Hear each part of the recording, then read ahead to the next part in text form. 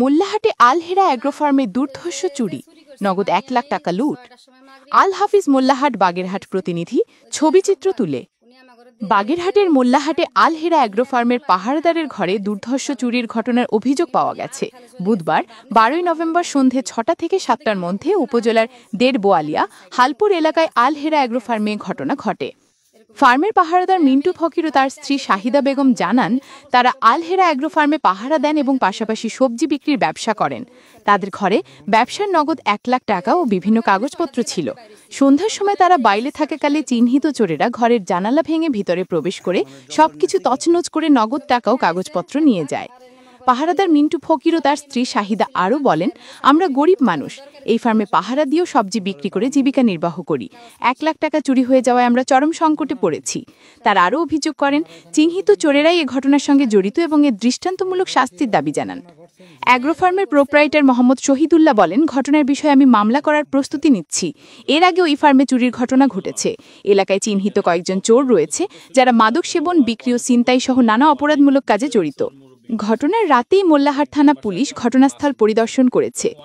এই ঘটনায় এলাকায় আতঙ্ক বিরাজ করছে। পুলিশ বলছে, অভিযোগ পেলে প্রয়োজনীয় আইনগত ব্যবস্থা নেওয়া হবে। হ্যাজবেন্ড নাম যে চুরি করছে, মানে আমি ৬টার সময় মাগরিবের নামাজ পড়ে বাড়ির থেকে বাইরেছি। ওই যে জব্বার উনি আমার ঘরে দিয়ে যে বাগানের দিকে, মানে হিনারা তো লাইট নেই, আমার ঘর তো লাইট আছে কিন্তু জ্বালাই নেই আমরা। উনি মানে আটঠালে চলে গেছে। উনি ভাবনিছে যে আমরা মনে দেখিনি। পিছন থেকে আমরা ঘুরিও না, আবার দেখা যাচ্ছে বাগানের মানে সাইডে উনি আসছে, কিন্তু উনার দেখা যাচ্ছে না ভালোভাবে। এরকমটাই সে আমি বাড়িতে আইসা দেখি যে আমার জানালা এটা কাপড় চোপড় সব বাইরে ফেলানি, এই জানালায় যার দুইটা ভাঙ্গা ঘরের মুগুলো ফাল্টে আছে। মানে কারণ আমি ৬টার দিকে বাড়িতে বাইরেছি, আর জব্বারে আমি দেখে গেছি ৬টার সময় পথের মধ্যে। মানে জব্বার নেছে কি জব্বার টিহা নিছে ১ লাখ, আর এনে মনে করেন যে জন্ম নিবন্ধনের কাগজ ছিল, আমার চেয়ারম্যানের সার্টিফিকেট, আমার দরকারি জিনিসগুলো সব নিয়ে গেছে। জব্বারের বাবার নাম জানেন? গাওস মুন্সি। আপনার নাম কি? শাহিদা।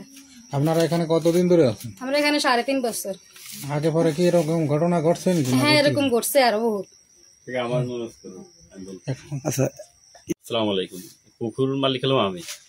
এইখানে ওই জব্বার ও তো ছোট ছিল, যার কারণে ওর অনেক অপরাধগুলো অনেক বিষয় হয়েছে, ওর মুরব্বী নলেজ করছে। গত ১-১.৫ মাস আগে আমার কিন্তু মাছও ধরছে। এরকম অনেকে আমাকে বলছে সে প্রায় মাছ ধরে, আমার প্রজেক্টে মাছ ধরে চুরি করে বিক্রি করে, কিন্তু আমি বিষয়টা আমলে নিই যে ছোট মানুষ ঠিক হয়ে যাবে। আগে মুরব্বীকে বারবার নলেজ করার পরও ওরা ঠিক হয় নাই। তো গত মাসে যখন নলেজ করছি, লাস্টে তারাও সিলিন্ডার এইখান থেকে অহরহ চুরি সে করতেছে। আজকে যে ঘটনা ঘটছে, এই যেহেতু তোমার ঘর ভেঙে লুট করছে, এ ব্যাপারে এটা এই মাথায় যারা আছে সবাই জানে যে ও একমাত্র ব্যক্তি যার দ্বারা এই সমস্ত কাজ চলে। এর এরকম অনেক বিচারশীল আগে হয়েছে, কিন্তু এর একটা উপযুক্ত বিচারের আওতায় আনতে হবে। এর আগে আইন আওতা যায়নি, কিন্তু এর একটা আইনের আওতায় কঠিন একটা জবাব দেওয়া লাগবে। ঠিক আছে, একটা এই বিষয়ে জানানো হয় নাই, সেটা হলো আমার গত বছর আমার ওই যে পাশে ২ নম্বর পুকুর, এখান তো পুকুর আমার ১১টা। ওই পুকুরে আমার যে ব্যাটারি চালিত মোটর চালিত ব্যাটারি আছে, মোটর চালাইতে ওই ব্যাটারি দাদারা গেছে চা নাস্তা খাইতে, ওই টাইমে সে ব্যাটারি, নতুন ব্যাটারি, একেবারে নতুন ইনটেক ব্যাটারি আছে, মনে হয় ১ মাস হয় না, এর ভিতরে ভেঙে নিয়ে চলে গেছে।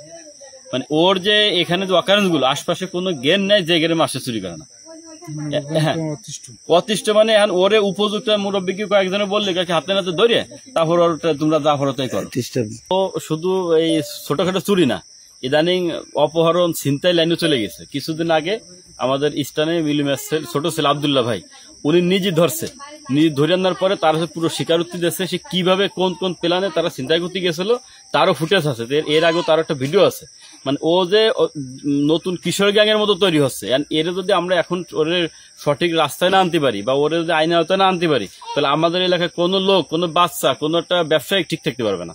ও ইদানি এখন কয়েকদিন পরে এখন তো নেশা করে, কয়েকদিন নেশা বিক্রি করবে, যার কারণে ওরে কঠিন একটা আওতায় আনতে যাতে আমাদের সমাজ ঠিক থাকে। ও কেন, ওর সাথে আরো কয়েকজন আছে, কারণ ওরে ধরলে বাদ বাকি বোঝা যাবে কে কে আছে সাথে।